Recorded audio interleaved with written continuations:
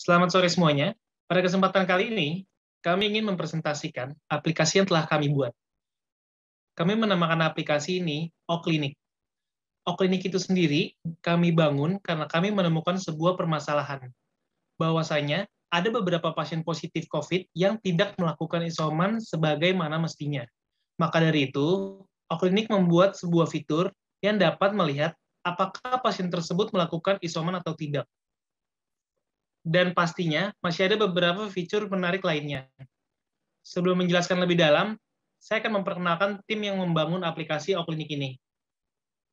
Saya Erikson, IT App. Dalam proyek ini, saya seorang front-end developer. Saya membuat web client untuk admin, serta membuat feature news yang ada di aplikasi mobile.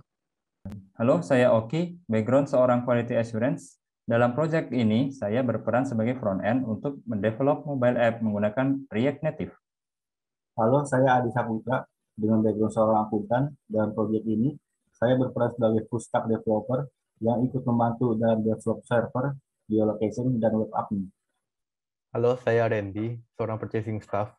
Dalam proyek ini, saya seorang full stack developer yang ikut serta dalam mendevelop fitur geolocation, background job, dan verifikasi sertifikat.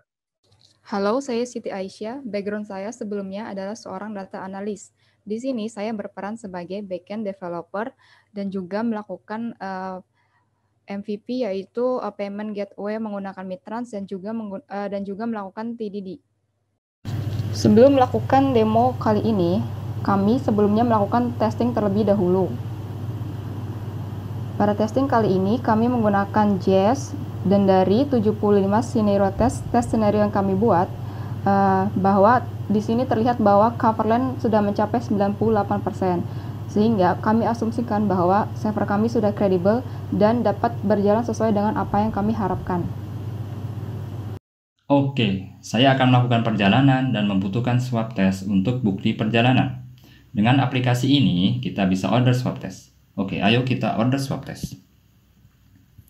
Kita tinggal pilih tanggal. Lalu kita melakukan pembayaran pada order yang kita lakukan. Oke, kita selesaikan pembayarannya. Pilihan pembayaran juga ada banyak. Bayar, kita selesaikan. Dan kita kembali ke order kita tadi. Di sini, ketika kita sudah membayar, kita akan bisa melihat result. Di sini adalah result ketika kita sudah melakukan pembayaran dan sudah melakukan swab test. Tetapi belum ada status positif atau negatif dari swab test tersebut. Di sini juga saya akan memperlihatkan bagaimana hasil jika kita mendapatkan negatif. Ini adalah hasil untuk negatif. Nah, ini bisa kita gunakan untuk bukti perjalanan. Oke, Pak petugas, silahkan dicek QR saya. Baik, Pak. Saya scan dulu QR code-nya, Pak.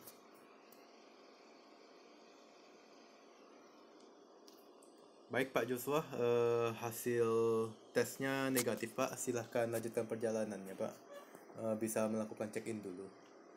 Untung banget sih ada aplikasi ini, jadi hidup saya juga lebih mudah. Kalau sebelumnya saya harus melihat hard copy dokumennya, dan juga datanya sulit banget untuk diverifikasi. Sedangkan sekarang dengan aplikasi ini semuanya sudah contactless, tanpa harus ada kontak dengan penumpang, dan juga gampang banget untuk verifikasi datanya. Tinggal scan QR code-nya aja udah muncul semua data yang dibutuhkan. Wah, dengan aplikasi ini ternyata kita bisa langsung ngelihat hasil kita. Dan juga kita udah nggak perlu takut, karena orang-orang yang isoman sekarang udah nggak bisa sembarang keluar-keluar rumah. Dan juga di aplikasi ini ternyata ada fitur news, di mana kita bisa lihat news tentang kesehatan yang real time. Oke, saya sebagai admin dari O-Klinik sedang melihat seluruh data order test yang masuk. Di sini ada summary data dan list customer. Di list customer, coba kita lihat salah satu data dari customer kita, yaitu Pak Joshua.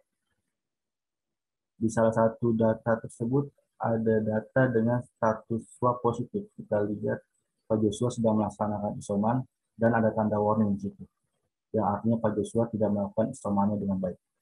Terlihat di situ ada beberapa daftar lokasi, di mana lokasi tersebut adalah menunjukkan bahwa Pak Joshua tidak melaksanakan isomannya dengan baik, karena lokasi-lokasi tersebut berada jauh dari lokasi isoman Pak Joshua. Lalu coba kita lihat data lain dari Pak Joshua. Di sana ada salah satu data yang swab testnya positif, tapi status isomannya sudah tidak ada karena setelah 10 hari isoman, seorang dinyatakan sudah tidak memerlukan isoman lagi. Baik, saya akan menjelaskan flow keseluruhan untuk aplikasi kami. Jadi dari sisi klien, customer, maupun admin akan mengirimkan request ke server, dan kemudian data ini akan diverifikasi, kemudian akan disimpan ke database. Untuk pembayaran yang dilakukan, klien akan dihandle oleh payment gateway dan akan diverifikasi oleh server.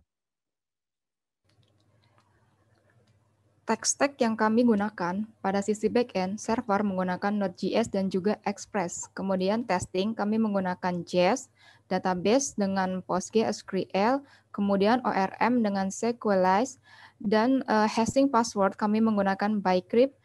Kemudian generate token dan verify token kami gunakan JWT. Kemudian untuk update secara berkala pada live tracking pasien yang positif kami menggunakan cron. Lalu kami juga menggunakan enkripsi pada data order ID sertifikat menggunakan Crypto.js, dan juga kami menggunakan Midtrans untuk keperluan transaksi payment. Pada sisi front-end, kami menggunakan React.js pada web aplikasi dan React Native Expo pada mobile app. Untuk state management, kami menggunakan Redux, dan untuk menghubungkan Midtrans client, Midtrans front-end dan juga server, kami menggunakan ngrok. Untuk framework CSS sendiri, kami menggunakan Bootstrap dan juga UI Kitchen. Sekian demo dan presentasi dari kami. Terima kasih semuanya. Apabila ada pertanyaan, kami persilahkan.